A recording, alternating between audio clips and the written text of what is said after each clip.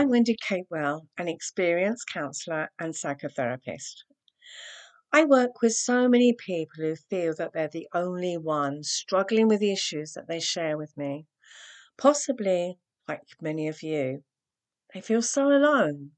And so the aim of this podcast is to talk to guests who have their own stories to share, their experience of the struggles that they've been through, or maybe they're continuing to live with, offering their insights as well as their inspiring journey. So let me introduce my guest. I have got a beautiful lady with me today. She's all in red and she looks absolutely gorgeous. Her name is Azaria and she is a sex and relationship coach.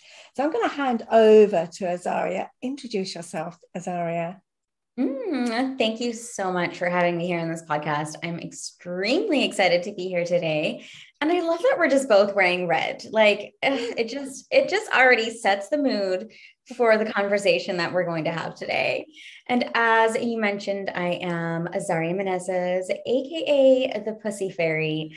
And I work with women, I work with couples, I work with anyone who's really just wanting to increase that pleasure, rekindle that sexual spark back into their life, whether it be solo or in a relationship, and just find back to feeling fully empowered, fully turned on, and fully excited about the intimacy and sex that they're having. I think that's great because I think I work with couples as well. And I think after that initial honeymoon period, then sex seems to die in relationships. People get bored and they have they lose that passion. So how do you do it? How do you actually reignite that? Yeah, that's a great question. And I think, with a lot of the honeymoon period, and it just feels so easy in the beginning, right? Like things just feel so effortless. Your hormones are raging, like especially in the early days. And so you're building all of that natural excitement with each other.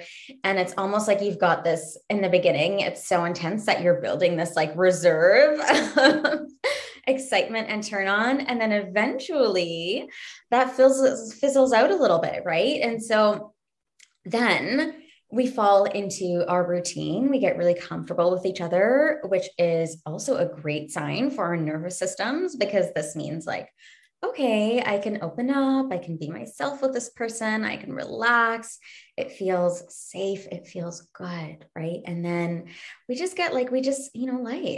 life happens. We have our work schedules, we're busy, maybe we have kids, maybe there's just like stuff going on in the regular days. And so that's when it kind of starts to like quiet down and fizzle out. And the main thing here is what I see happening is like, number one, it is very normal for libido and excitement and turn on to have highs and lows, right?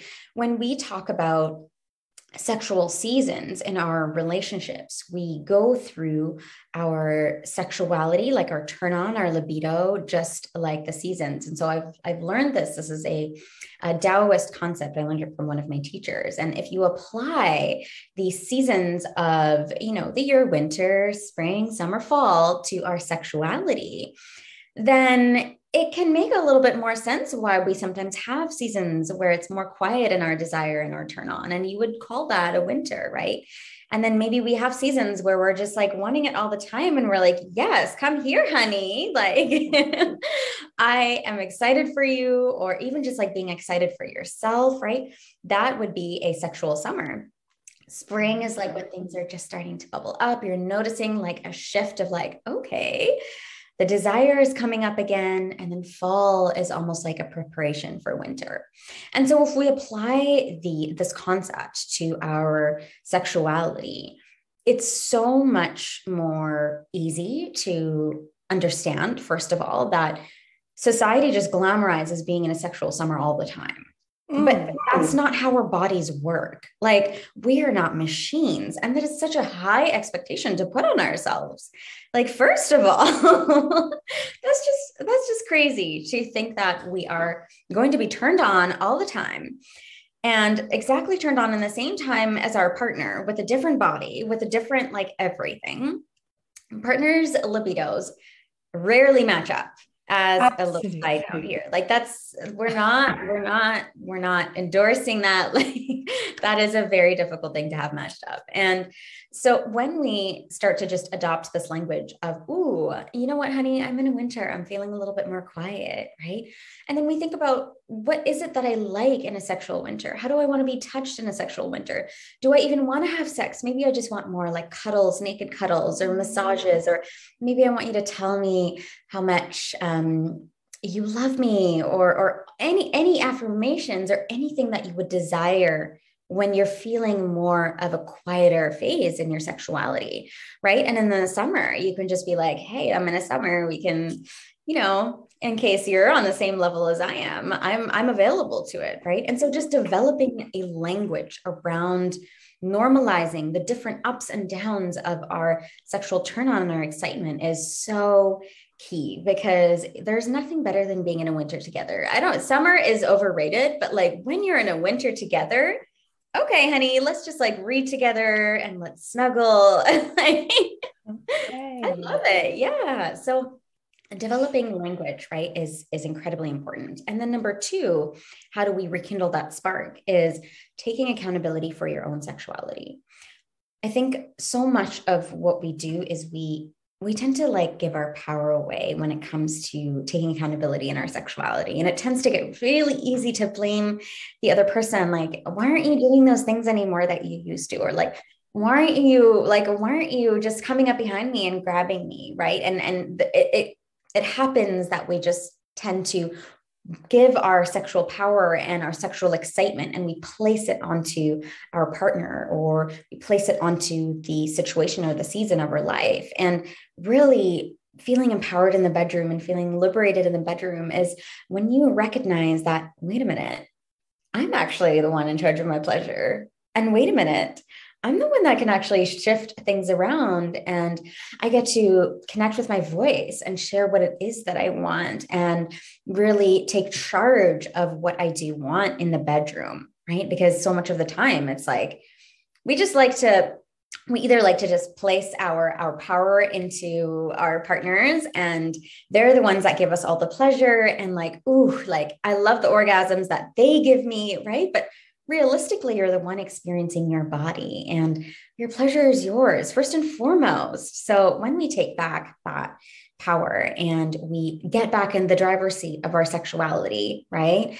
And we get out of the passenger seat, it can really shift how we feel about sex, because a lot of the times it just happens that it's a passive thing. Eventually it's like, oh yeah, we haven't had sex in a while, so like, let's just check off that thing on the to-do list, and then we'll go back to Netflix and chill, like, you know what I mean? So yeah, like, absolutely. how do I take charge of this moment? How do I make it juicy? Yeah.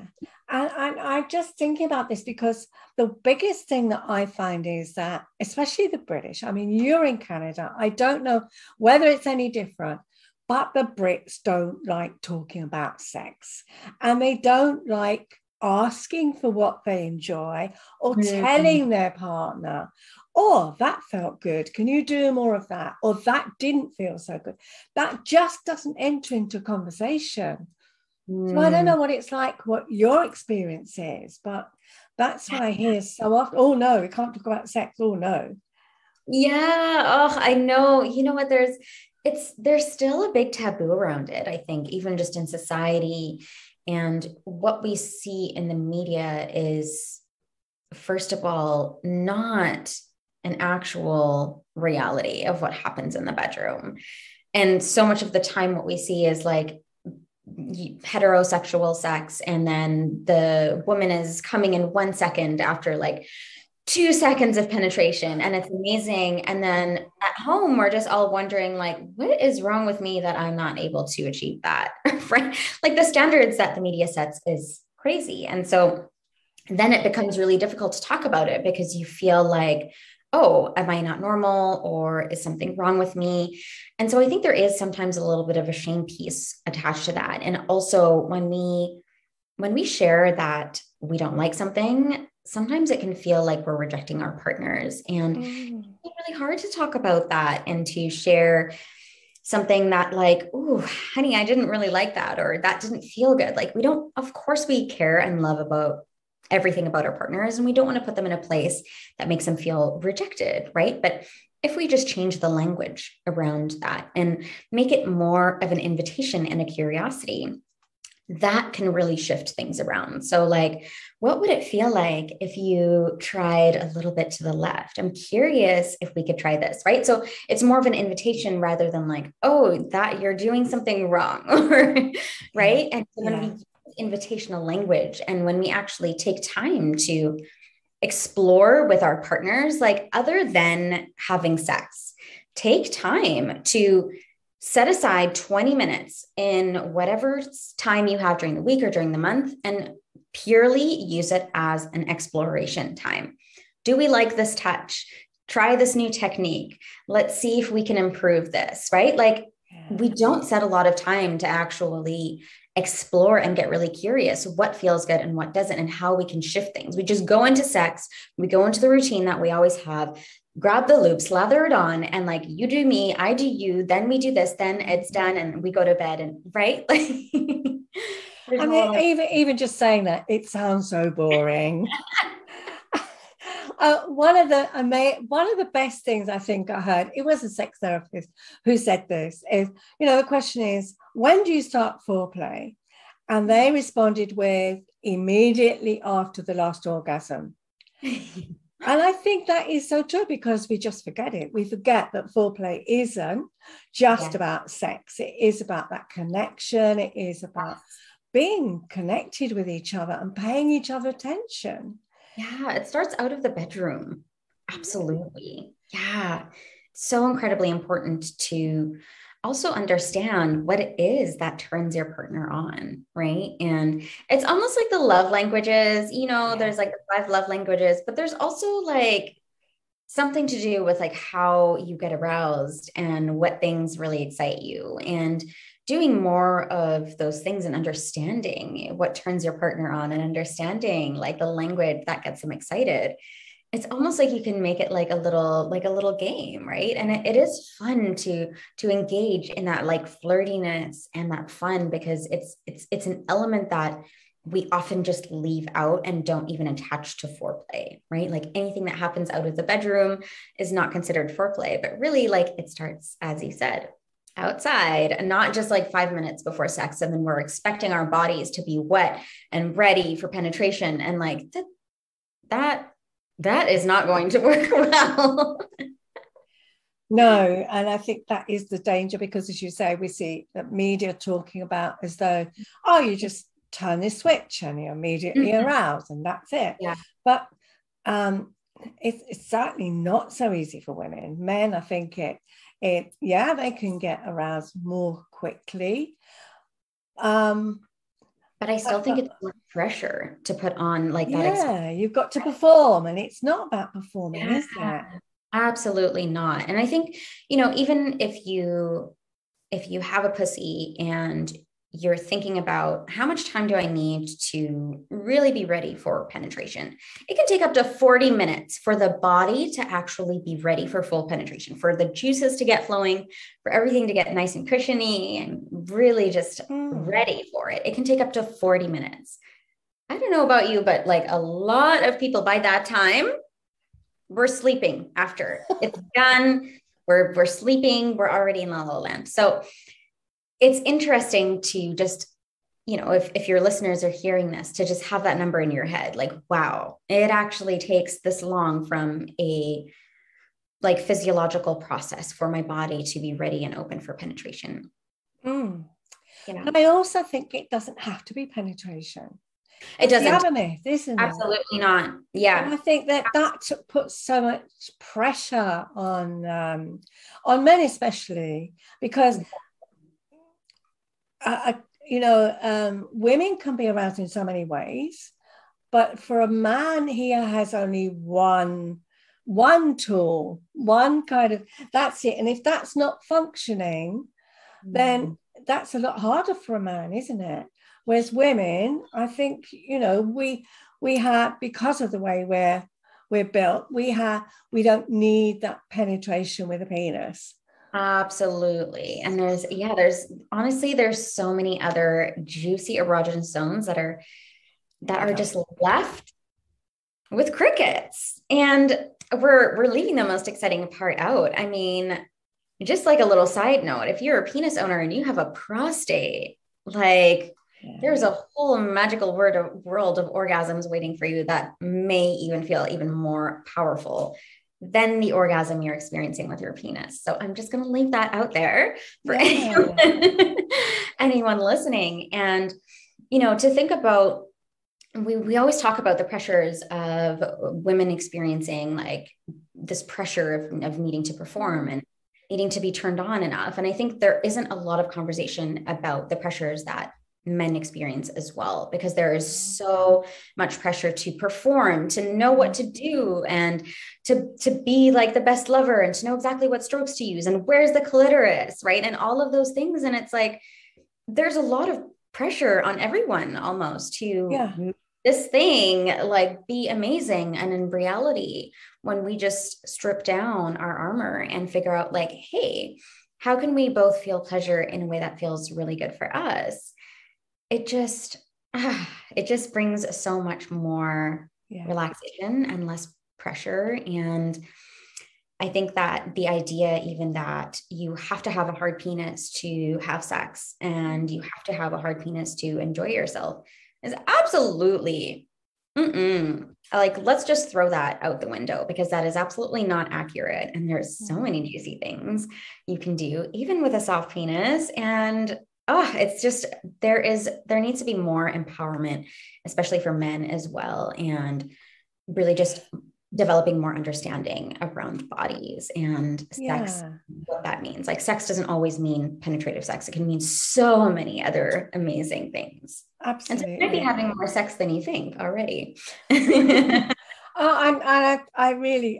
so with you. And I just think there is that pressure, on the man, and then on the woman as well. She feels that she can't arouse her partner, and the other way around. And as you say, the media just add to it. And then everybody feels that they've failed, and then, I can't be bothered, and off we go. And then that just is. And it's such a shame, because sex is just amazing.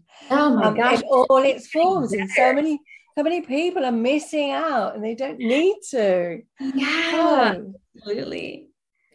What is one thing that, one tip that people can take away with themselves today? Yes. So one tip that really you can take away for your own pleasure is just thinking about, how can I get into the driver's seat of my pleasure? How can I really take charge of how I'm showing up to sex? And how can I really empower myself to be more in my pleasure, in my sexual enjoyment, and really just like hit the gas on the sexual driver's seat that you're sitting in, because there is so much to explore. And really just understanding like, okay, how can I find more pleasure today, right? If you're thinking about, maybe we're going to have sex and maybe I'm not even in the mood, but just thinking about what would feel really, really good for my body, and how could I be in more pleasure? And then just suggest that, right? So like finding ways to be more in pleasure rather than placing a goal on your sex life or a goal on the sex or intimacy that you're having can really shift things so much. That's really great advice. It's really great. Thank you. Thank you so much, Azaria. What is one easy way that people can get in touch with you? I'll put all your details in the show notes, but one easy way. Yeah, absolutely. So you can come and find me on my Instagram, because that's usually where I hang out. So my Instagram handle is azaria.menezes, or you can just type in the Pussy Fairy, and you also might be able to pull up my Instagram as well. Yeah, I think that's a lovely title, to call yourself the Pussy Fairy. I think I love it. I It's remember you lovely. telling that when we first met, and I love it. Yeah, and I follow you on Instagram, and there's some great stuff on there. Thank you so much today, Azaria, for talking to me. I think there's some great stuff out there. Let's keep this conversation going about sex. We just need to keep talking about it and noticing how much we connect in that way, and not seeing it as a chore, because it's Yes, messy. absolutely. Thank you so much for having me here. I loved our conversation today. Yeah, me too. Thank you. I hope you found this episode interesting as well as helpful. And you can find out more about my guest by going into the show notes.